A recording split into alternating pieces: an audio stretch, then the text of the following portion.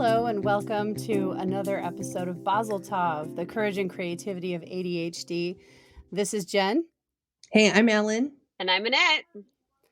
and we're here again today talking about all of our ADHD foibles. The logical next step to that is anxiety. And in fact, according to quite a few studies and an article by attitude.com, anxiety is actually the highest coexisting mental health issue alongside ADHD, and that even includes depression and other things, and it's it's second only to substance abuse. So today we're just gonna talk about how this may or may not have affected us in our lives, because not everybody with ADHD is going to have anxiety, but a lot of us will. In fact, according to that Attitude article, I think it was about 23% of people with 25%. ADHD have 25%. I was very Yep. close. Remembering numbers is not my forte. Yes. So, But with statistics with ADHD, with a comorbidity in with anxiety, uh, roughly about a quarter of all people who have ADHD will suffer from anxiety, and that's against, if you look at all of the anxiety disorders put together, adults without ADHD, about 19.5% of the population will experience any type of anxiety disorder. However, adults with ADHD are at 47.1%. So we are, Wow. yes, we are much more likely to experience anxiety if you have ADHD. So yeah, yeah, and I feel that because just the just the existence of ADHD in an, a normal everyday modern life scenario, that in itself could raise a bunch of anxiety, because you might forget your car keys, you might forget anything, you might overlook important details, you might accidentally insult somebody because you didn't really filter too well, you might embarrass yourself in public. And I mean, I've done all of these things. So like you know it's what we do, and having to be politically correct constantly, and having to be kind and a well-rounded, functioning, put together adult is sometimes a little bit too much to ask of my neurology. Yeah. yeah. Just too much. But I mean, I think that since some people do have anxiety along with their ADHD and some people don't, you know, you listeners out there may be able to relate better to one of our stories more than the other. So for Annette, how has anxiety affected your life as the hyperactive style of ADHD? I don't understand a life that is not filled with anxiety, honestly. Like Mm. I have chronic anxiety attacks. I will wake up in the middle of the night thinking I'm having a heart attack, or just suddenly, for no reason known to myself, just start having, breathing issues, or feeling like my heart is skipping a beat. And my father has heart problems, and so I'm always like, oh my god, am I gonna die or something? But I know what it is. So the nice thing is, because I studied psychology, and because I've looked at a lot of these disorders in a clinical and educational sense, I know what's happening, but it doesn't change the experience of it happening. And so Yeah. I'm a person with 30,000 things up in the air at one time, and my life is constantly busy. I constantly have things going on. And so uh you know but the anxiety isn't necessarily connected to that, which is the thing. It's, if I have nothing going on and nothing in my life that's causing anxiety, uh, I still have anxiety. So, Hmm. uh, Okay. it's kind of one of those things where I mean, I just have learned to function with it. And I Mhm. mean, I could go and get, medication or get treatment for it. However, I live in Japan and, mental health care is not great. And so I haven't Mm. done it. But at the same time, it's like I know what's happening to me. So I know the breathing techniques, I know how to pull myself out of it. So it's not a big deal. Mm. But I will say that when I'm in times of stress, in times that I'm more busy than normal, and especially like with a heavy mental load, like having to figure out uh, like school schedules for the next year or something huge, I tend to have more panic attack uh, like Hmm. symptoms than just my typical anxiety. And so, like in those times, I'll actually it messes with my sleep. It messes with my everyday rhythms. And so, but Hmm. just in everyday life, every once in a while, I just like sit there and go, "Oh, I'm having a little bit of an anxiety attack, yay!" And write it out Oh, and no. go through my day. So, for Yeah. for me, it's just kind of a normal part of life. Okay. So you just kind of get to the point where, like, you can kind of feel yourself get wound up, and then if you get wound up enough, you'll have a panic attack, and then you'll just write it out and then go on with it, and that's Yeah, or just like sleeping. Okay. You have a panic attack and you're like, "Great," and then you just go back to sleep, if you can. Yeah. Oh my goodness. Wow. Yeah. Okay. So, like, I'm trying to wrap my brain around that here because, like, I I have anxiety for sure, but it's situational. It's not an all the time, every day, all day kind of thing. It's not a mode for me. So the way that the way that it could happen is, well, pretty much it could happen in any combination throughout my day. Like maybe something will pop up suddenly that I wasn't aware of before and it changes my daily schedule really abruptly. And then I have to worry about, like, oh my gosh, am I prepared for this? Oh my gosh, am I going to overlook something important? All the kind of things that people with ADHD normally worry about, but because something has popped up that's unexpected, you have to, like, cram all your worries into a short period of time or something like that. I don't know. But you Um, used a very key word there, because the word you used was worry.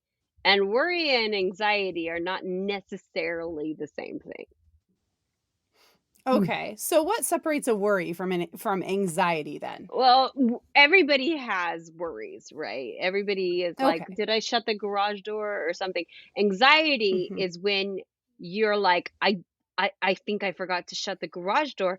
Oh my God, somebody's gonna break into my house, and then it's gonna be everything's gonna be gone, and it's gonna be like, and your heartbeat speeds up, and your breathing speeds up, and that's an anxiety. Mm. So you're Okay. having a So physiological response to the thoughts that are happening in your head, the worries that are going on in okay. your head. Okay. I do That's when have that happen. yeah, that's when you have Yeah. anxiety. Okay. Just to So clarify. yeah, just to clarify, so, Yeah. but some of that I just kind of always call worrying. I think it's because 'cause I'm a little too familiar with it. So for me, it's a worry, whereas for somebody else, it's like maybe feels more panicky, I guess, but, um, so you think about the possibilities, like you were saying, of what could happen if you don't have all of your ducks in a row. Um so, stuff like that could trigger it. Or, maybe I'll just feel trapped in a situation where I don't know, like, I can't figure out a way out or a solution at that time. And it really messes with me for a minute. Um, for me, panic attacks are not a daily thing. They're not a weekly thing. They're not a monthly thing. And sometimes they're not even a yearly thing. So, like, I can count probably on one hand how many panic attacks I've had. And they've been bad enough that they have, like, generated chest pain so bad that I've gone to the ER thinking that I had a heart problem. So Yep. I, you know, it's since it's not constant and all the time, and it seems to boil over and get to some huge explosion point. I don't feel like I know I can recognize the anxiety anymore, except it's a panic attack by then. And actually, Annette, you were with me for the very first panic attack I ever had back at an apartment where I was like, "Oh my God, my chest, I think I have to go to the hospital." And you're like, "You're Yeah. having a panic attack." Yeah. And I was like, "No, no, but you don't understand." And you're just like, "Yeah, I do. You're having a panic attack." I still remember that. Yep. And I was right. And you were right. It was a panic attack, and so Yeah. were the handful of other ones that have followed. I do want to put in this little mm, public awareness statement to say that a Yes. lot of women are told that uh, they're having a panic attack, or they're just having psychological symptoms, when some of the symptoms of a heart attack are similar to those of a panic attack. So if Yes. you are ever in doubt as to whether it's a panic attack or is something different, even if a physician tells you or scolds you and just says, "Oh, you're just having a panic attack," just go get it checked out, because you never know. And Yeah. women's heart attack symptoms are very different. We are all three of us, we are now 40 years old. Yeah. And Yeah. this is something that women, as we get older, we need to be aware of. And Mhm. if you have even the slightest doubt, just go to your doctor, go to the ER, go where you need to, and get it checked out, because that will also Yeah. just having those symptoms will also create its own anxiety. So It's just get it checked true. out. It's good either way. Yeah. And don't listen to anybody who tells you that you shouldn't. Just, Mhm. if in doubt, go to the doctor. It might possibly save your life. That's Yes. good. So, Yeah. And you know what? Amber, our friend, who's a cardiac ICU nurse, is always saying the same thing, because women's heart symptoms are so much different and they're often overlooked. We should have her on here one day we just to Yeah. should. talk about anxiety and the difference between a panic attack and like an oncoming heart problem. Yeah. So, She'd yeah, be a good maybe. she'd be a good resource.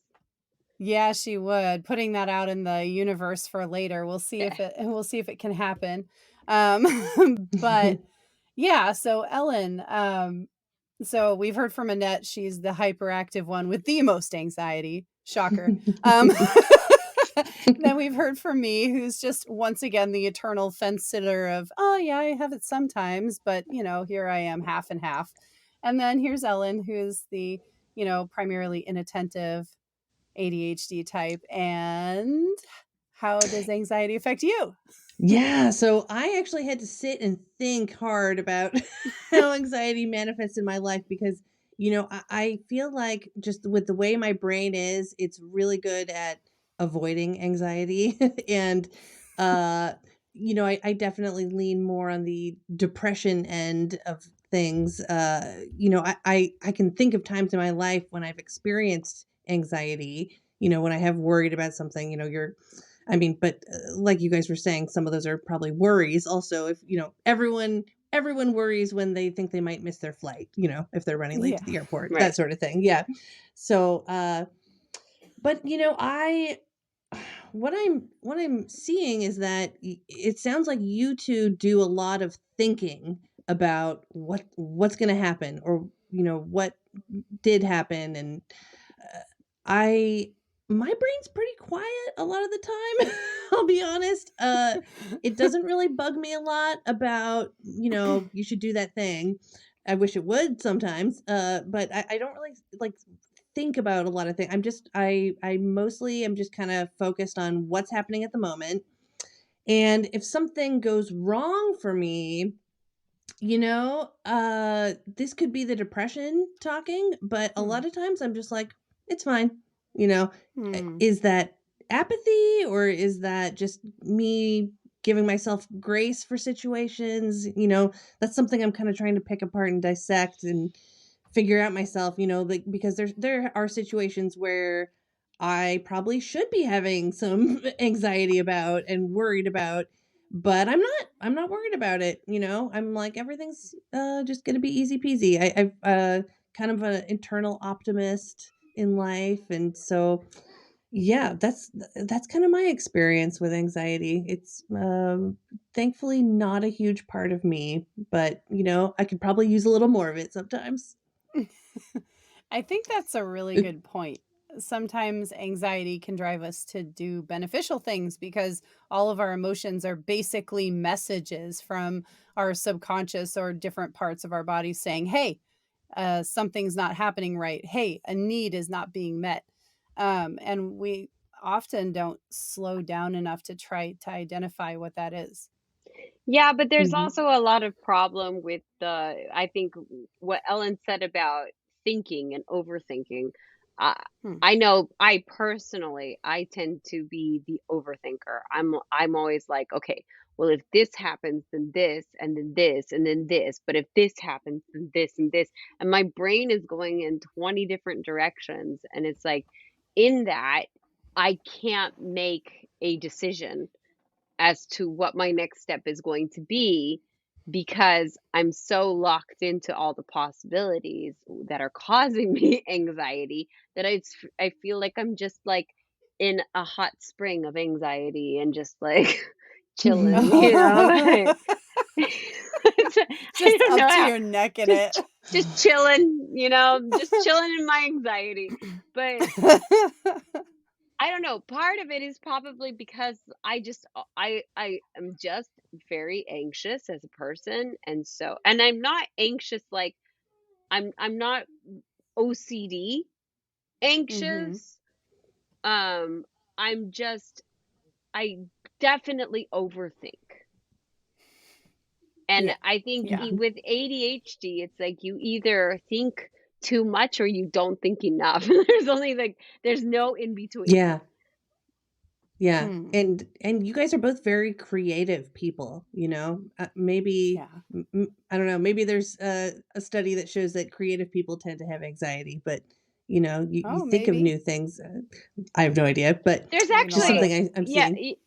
there actually is there's there are a few studies that have shown a correlation between anxiety Oh, and also depression and artistic abilities, but interesting. nothing that I've seen that firmly states that, but there has been shown some correlation. I kind But of Yeah. wonder if it's like the whole chicken and egg thing, like which came first, the art or the Oh, anxiety? Kinda like, yeah. are you a good artist because you shut yourself away and, the crayons and paper were your only therapy or like or Yeah. like, like that why is I don't know why it would work that way or does it legitimately give you some kind of extra like ability to look at things or just a different perspective that people find it valuable. It could be any of those things or all of them. yeah, my dad actually also I've said before in the podcast that my dad has ADHD and it's diagnosed. My sister also has ADHD. But my father, he's a software developer and he's been the head of very successful developing teams and huge companies like software companies. And so but my dad always says that like, you know, the having ADD kind of gives you this ability to see what see outside of what other people can see. You see Hmm. not just like the room, but you see all the supports and the structures of the room and what could go outside of the room, and you just have an ability to look at the any problem in a completely different way. And Yeah. he I said like that. a majority of the people who worked for him had some kind of was on the spectrum for autism or ADHD. So, and that fits a lot. Neurospicy.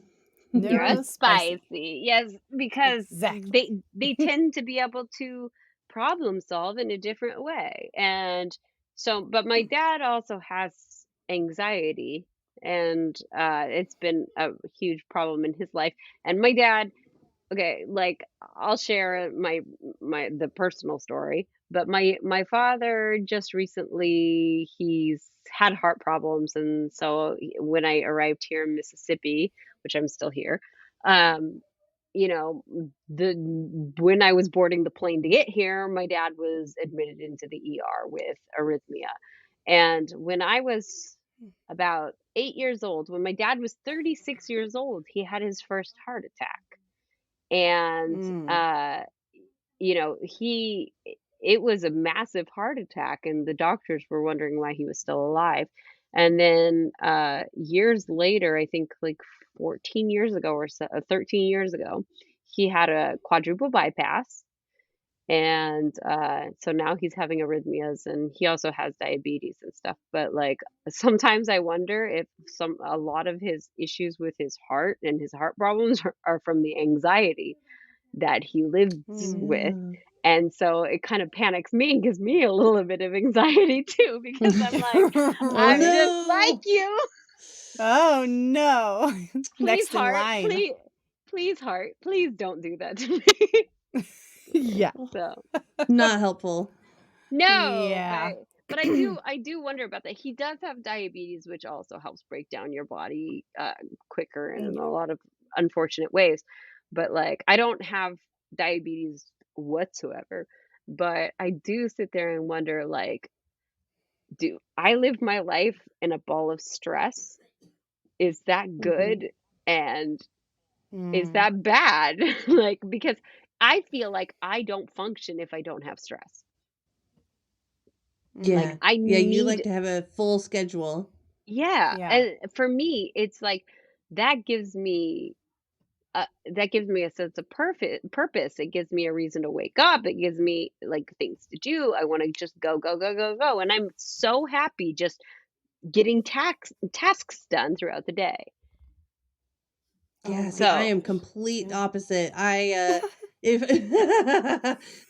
the only times that I am like really disciplined in my schedule are the weeks that I have the kids, and otherwise I don't have a bedtime. I don't. I just I don't usually make a lot of plans because I just like to have an open schedule and see what Mhm. happens or see how I feel. I never really know how I'll feel on a certain night, so I'm horrible at making plans. But that's just Yeah. what my brain likes. Well, I mean, I guess if your brain likes that, then that's how it has to be. I was originally much more in the same vein as Annette, where I had much more chronic anxiety that went along with my chronic depression. But the thing that forced me to change it was when I got diagnosed with polycystic ovarian syndrome when I was like 30. So at that point, I started learning about it and realizing how bad for that condition stress is. And it explained a lot of the unintentional rapid weight gain. It explained a lot of the exhaustion, because PCOS and ADHD can both have an exhausting effect on people. So when you have both, it's kind of a double whammy. And then if you add in anxiety and the bodily stress that goes along with it, um, you can like I can if I get too wound up, I can really just make myself so super tired that I won't get around to doing stuff that had wanted to do or planned to do because I'll just be too tired to do it. So I have Mhm. to be little bit more like Ellen so that I can have the strength later to be more like Annette. yeah, see, I think it was Warren Zevon who said, I'll sleep when I'm dead. Yeah. And yeah, and I kind of feel that. So, Yeah. I'm definitely the kind of person who is like, I'm so tired. I'm gonna sleep really hard for about 5 or 6 hours, and then I'm gonna wake up and do it all again. Yay! Oh Oh And my man. gosh. yeah, That has been me too on so many occasions. But I've had to reduce how many times I've done that. And I've always been so much the same, like, oh my gosh, I'll sleep when I'm in the coffin, like, but yeah, Mhm. I I can't afford to do it because like I might stay up for too long, or like maybe I'll decide to pull an all-nighter and get 2 hours of sleep, and then later in the day I'll have a whole clump of my hair fall out. Um, so it's yeah. Mhm. That's That's not not good. good. No. It's a subtle it's, just a subtle hint that my body gives me like, "Hey, you know what? You're being an asshole right now and not giving me the sleep I need." So, I wish I wish my body would tell me, "Hey, you're being an asshole," but it doesn't. oh, yeah. Well, if you start losing clumps of hair or sprouting random beards, let me know. Yeah, I had Yep. to learn to be That was really kind to myself. And, when I went through the divorce about a year and a half ago, I experienced some anxiety throughout that whole process, of course. I mean, I think we all do, everyone who's gone through a divorce. But ever since then, I just learned, more about myself, more about what I need, the boundaries I need in my life. And I have far fewer friends than I did back then, but I've got better friends now, fewer but better. And I feel like I'm really living the life that I want and that works for me and my brain. And I love that. It's so empowering, feeling like you have a little agency over your life. Yeah, and I'm just gonna come in here with my mom voice because, like, Ellen got married really early. She was very young. On my first marriage, I got married stupid young, and Jen also got married stupid young. mhm. And so all of us have been divorced. And I'm just going to put this out there that your prefrontal cortex, which it helps you make all of your rational decisions, that area of your brain doesn't fully develop until you're about 26 years old. So I don't know why people are getting married and having babies before they're 26 years old. And I'm just going to say that as an old fart now. An old fart that has studied psychology. I'm like, I tell my kids, I'm like, wait till you're 26, wait till you're 26, because at Yeah. least then you're in a better position. I'm not saying the perfect position, Mhm. but you are in a better Mhm. position to be making rational decisions about your life. For Yeah. sure. I mean, I don't have any regrets in my life. I feel like everything was a learning experience, but definitely could have saved myself some pain if I'd waited till Yeah. my brain grew up before I made major life decisions. Yeah. I'm just Yeah. saying, is all. Mm. Yep. Yeah. Yeah. That's that's fair. I'm just glad that you've gotten to a point where you feel like you have better friends and more supported, and that you're more supported, and like I kind of feel like I had to get into my own element with friend groups too, because when you're younger you choose friends in a different way, I think. Like Totally. you you might get stuck with a lot of them in class. If it's high school, if it's college, whatever, you're just kind of crammed together, and then you're all like, "Oh, come on, let's all go to the bar." And it's just, it's Mhm. kind of a seamless transition, and it seems like a friendship, but some of those relationships that you make when you're younger can be really, really toxic and not good for conditions like depression or anxiety. I remember having friends who would judge me based on like how much weight I had gained, and I didn't know that I had an underlying health condition that would literally make me gain weight at the drop of a hat. So I took it extremely personally. But like I had friends judge me based on a lot of stuff. Like, why isn't your life together? Why are you always so disorganized? Why, you seem smart. Why can't Ugh. you get your life together? Why can't you get that raise? Why can't you get that job? Like, and having people in my life that picked me apart like that, um, that wasn't good for my self-esteem, for my psyche, for my overall well-being. Anxiety. Anxiety. It was terrible Yeah. for my anxiety because I was constantly like, "Oh my god, why can't I get that job? Am I stupid? Am I secretly not good enough for the job?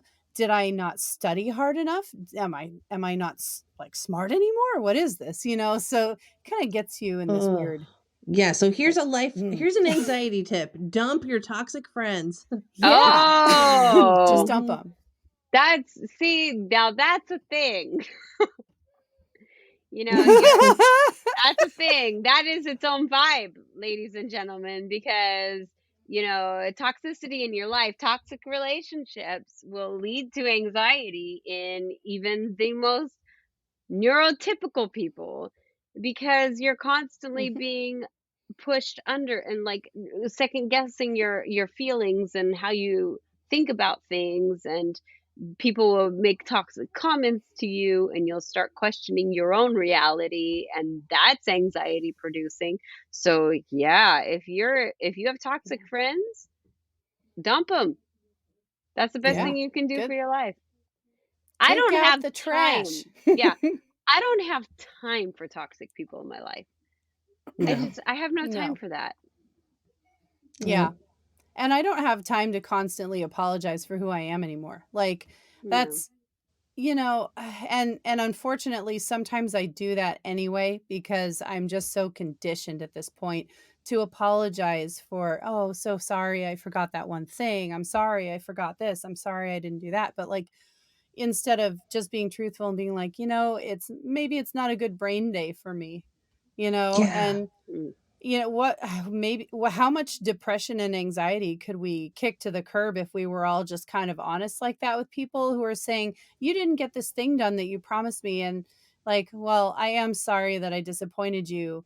It's just a bad brain day for me, Well, like, and Yes. that's one of the suggestions a couple podcasts ago when we were talking when I was doing my whole spouting about mental health and everything. yeah. One of the suggestions for ADHD, coping with ADHD and organization was to be honest about it. Yes. Yeah, Yes. tell I'm people a when you huge can't. fan of I'm a huge fan of just radical acceptance of people for who Mm, they are. You know, like yeah. if you're going to be friends with someone, just love them for who they are, accept them for flaws and all. Don't try to change them. You know, I will never try to change my friends. If they ask me for help or advice, I will give it Mhm. to them, but I'm done trying to change people. I would rather just, love them the way they are, and if there's things about them that I don't like, then that's on me to decide how to deal with that. And there have been friendships that I have decided to end because just got to be too much. But Yeah. overall, I feel like it just reeks of control when your friends are telling you that you should be different. Yeah. Yeah, That's not supportive. That's not loving. That's not love. no, No, it isn't. When you truly Hmm. value somebody, when you actually love them, in a platonic way or romantic way, you accept who they are at that moment in time. You can see their Yes. flaws, you can see who they are, and you Hmm. just like you're happy with that. You can say, "Oh, like maybe Annette's constantly squirreling. Okay, well, that's just adorable, and I love that about her." Like, yeah, Exactly. Yes. Or if one of you is, if somebody's mad and they're freaking out, you can remind yourself that's their anxiety talking. And you can remind them that's not who you are. That's your anxiety. Yeah. yeah. And I have this saying with everybody when I'm talking about relationships and marriage and anything like that. I always say, look, when somebody's talking to me about, yeah, well, he did this and he did this, and I'm like, did he do that when you met him? Because you Mhm. marry the person the way they are, you don't marry a project. That's And right. if you're marrying somebody as a project, you're in it for the wrong Mhm. reasons, and it's not gonna end well for you. Yep. So Yeah. 100%. you have to love people the way that they are and accept them that the way they are, even if some of those traits are so annoying. And I know they're annoying because I love my husband. My husband's the greatest person in the entire world to me. But there's some things he does that are super, super, super annoying. And if I could change that, if I could wave a wand, I probably would, but I'm not gonna harass him about that because that's part of who he is, and I chose to love him as a Mhm. person. I didn't marry a Yeah. project. That is Yeah, so, I love that. You choose to, that is so true. You choose to it love. is. Love is a choice. It is. Yep. It is. Every day. It's a Every day daily you make choice. that choice. He left Mhm. the toilet seat up. I still Or peed all over it, one or the I'm not, other. and I'm not saying that you shouldn't try to work on problems in relationships. Like, no. I mean, like, oh, and counseling, relationship counseling is just absolutely phenomenal. Yes. But, Yes. yeah. Highly recommended. Oh, Yeah, yeah. Oh my gosh. totally. Unfortunately, Oh I my live god. in Japan, so the marriage counseling is me counseling us. It's really weird. Oh my gosh, that's so funny. So, like, Oh, there's really not very much in the way of counseling in general there, is there? No. No, no. oh, that's So when interesting. people get anxiety, like clinical anxiety that needs to be treated over in Japan, what do they do? If it's really bad, they go to a doctor and the doctor gives them pills. Yeah. Okay. So they get medications, but not counseling or any kind of like I mean, is some counseling. There is Mhm. some counseling available, but it's few and far between, and it's not really, um, how do you say? Is there Um, still kind of a stigma about counseling in Japan?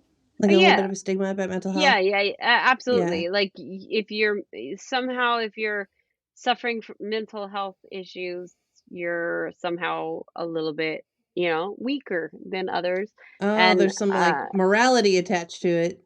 a little bit, but that's because Japanese people don't really share their problems. Like they're very closeted in their emotionally. Yeah. Mm. So it's not really socially acceptable for you to share your issues.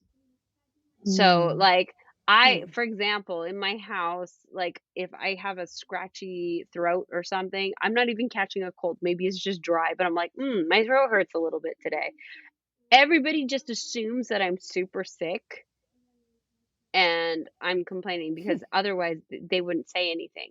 So they only say something Oh, if they feel like they're interesting. dying. And I'm Oh, like, wow. "No." And they're like, and so my mother-in-law, she looked at me one day and she was like, "You're always sick." And I'm like, "No, I haven't been sick for a long time. What are you talking about?" And she's like, "You're always saying like your head hurts or this, that, this." I'm like, "Well, yeah, the air pressure gives me a little bit of a headache. I'm just saying I have a headache." Like for an American, that's just kind of normal thing, right? But Yeah. for Mhm. them, they feel they're like, "Oh God, she's always sick." Because they don't Oh, talk That's about wow. it. interesting. Yeah. Yeah, yeah. Well, I'm really glad So, that in America, mental health has been it's been so much easier to talk about. I feel like the It's stigma is kind of getting gone. it's Yeah. getting better, but we need funding. We need funding to go into mhm. mental Hmm. health. We also need funding to go into police departments to train police officers or get mental health Yes. professionals into the Yeah. police departments so that they can, so that people with mental health crisis training can go in and help with a lot of the Yeah. situations when it comes to people having, like a mental breakdown or things like that. That shouldn't be answered by the police. Police can escort Yeah. just, as for, obvious physical reasons, but you really need a Mhm. mental health professional because a lot of those things can be talked down and Mhm. police officers aren't trained to do that. And so, yes, Yeah. mental No, health they're is not. getting more attention in America, but we've still got some work to do. Oh, Can 100%. Yeah, can you imagine how much better things would be if literally like half of all of the police departments out there train or were comprised of trained social workers? Yeah. Like, Yeah.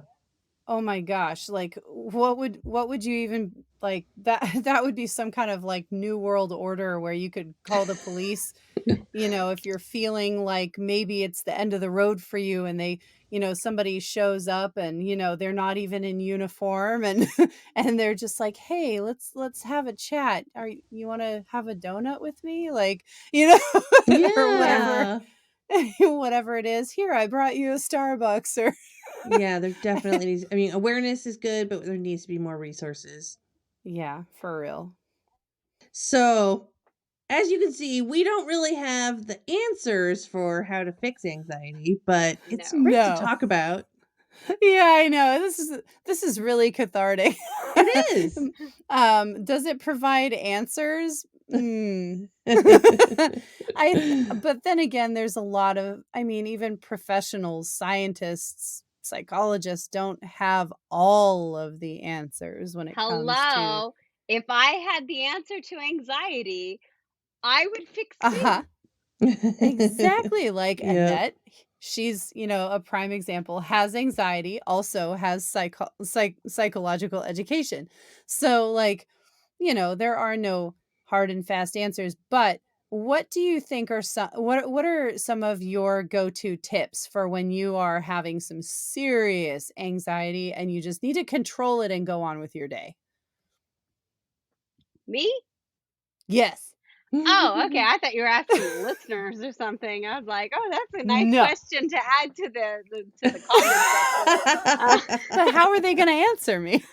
um, okay, so some of my tips for when I'm having anxiety. First thing to do is to identify that it's anxiety, so that I'm making it logical in my head that that's what I'm experiencing. So I'm speaking truth to the situation. I'm not, going with the fantasy of where my anxiety is leading me, but I grounded in, okay, I'm feeling anxious. I'm having anxiety right now. If I'm in an attack, I do breathing techniques, inhale through the nose for, like a count of 5 and then exhale a count of 7 about.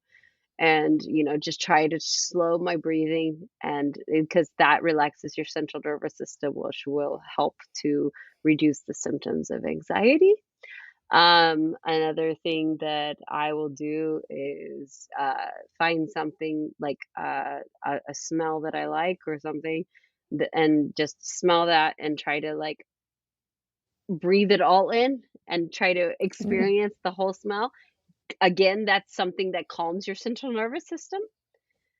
Um, Hmm. Another thing people can Yeah. do is, I mean, if you're in an anxiety attack and you're athletic, go for a run because running will your feet beating against the pavement in a Oh. beat. It releases, it relaxes your central nervous system again.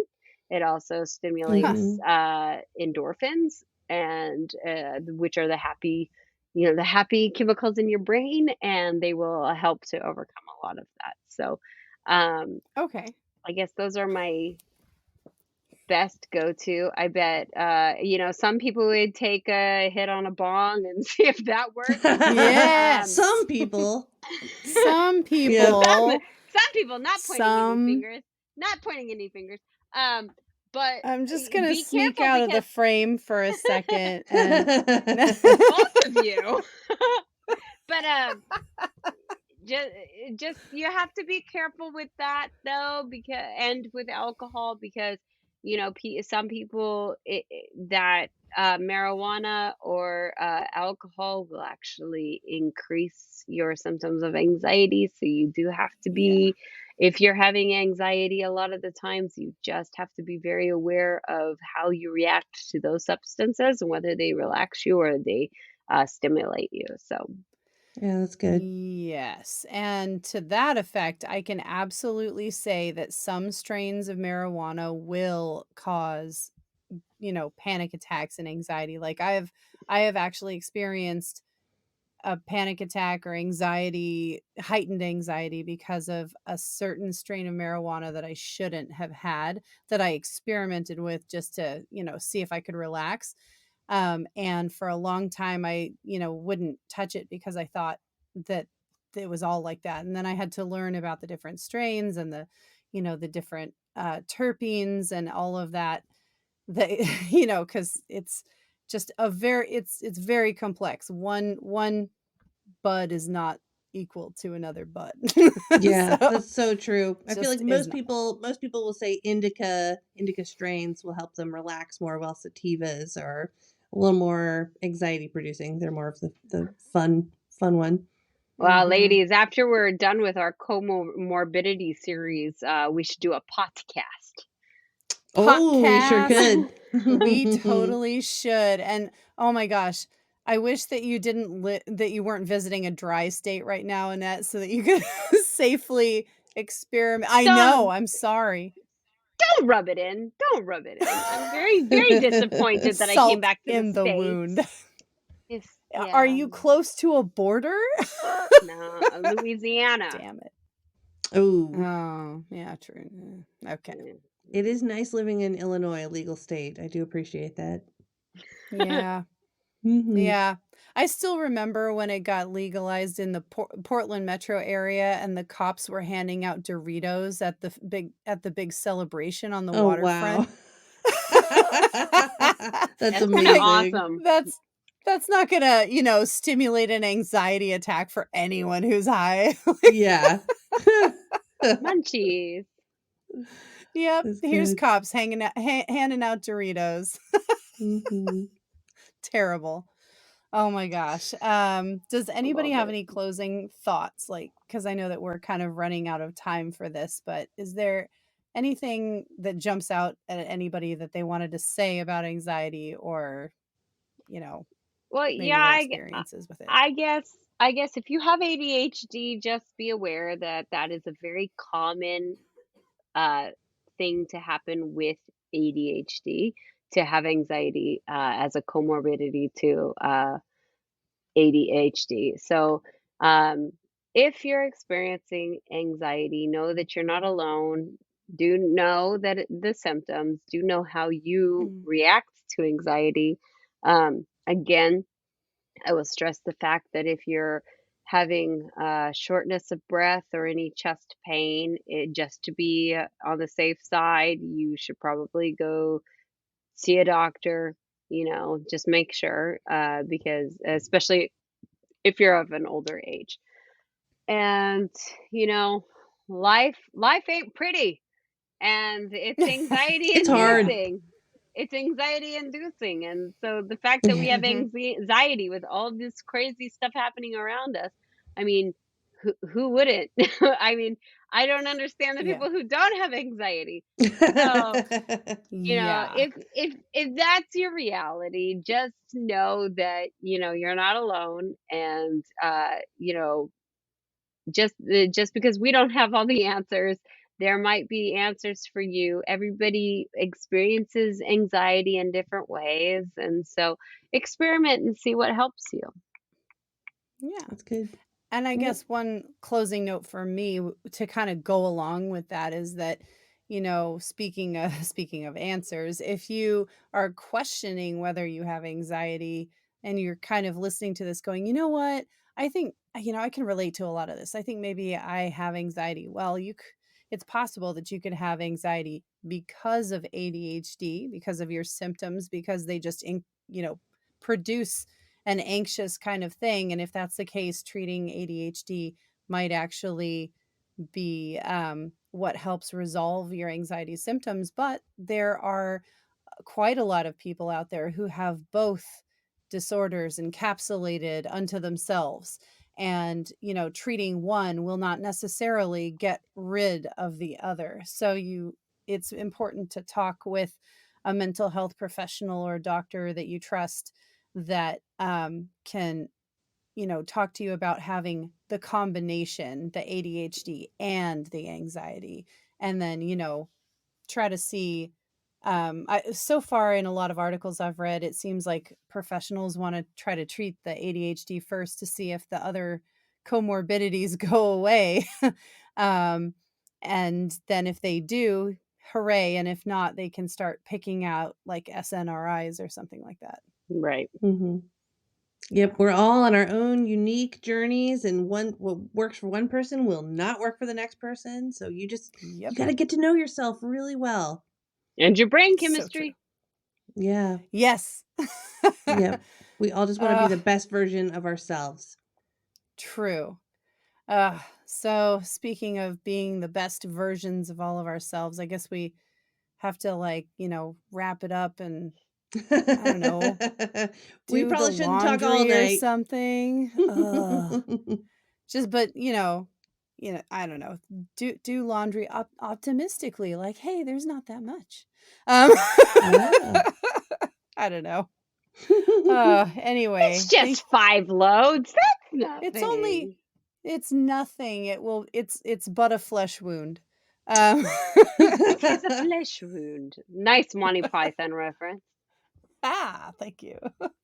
But thank you to everybody who is listening. If you have questions about mental health, don't hesitate to, call a therapist and get the help and just, start taking control of whatever it is that's bringing you down, whether it's depression, anxiety, ADHD, just there are solutions out there. So don't be afraid to seek them, even if you think that there's a stigma attached to it in your local community. Just do it anyway and don't tell anyone. Yeah, screw what other people think, Yeah, screw like those guys. you deserve to live your best life, your best anxiety free or, less anxiety life. And so, Yeah, If just that's got to possible advocate for for yourself. you. right. Exactly. But thank you for listening to another episode of Basel Tov, the courage and creativity of ADHD. So, like always, good night and Basel Basil Tov. time!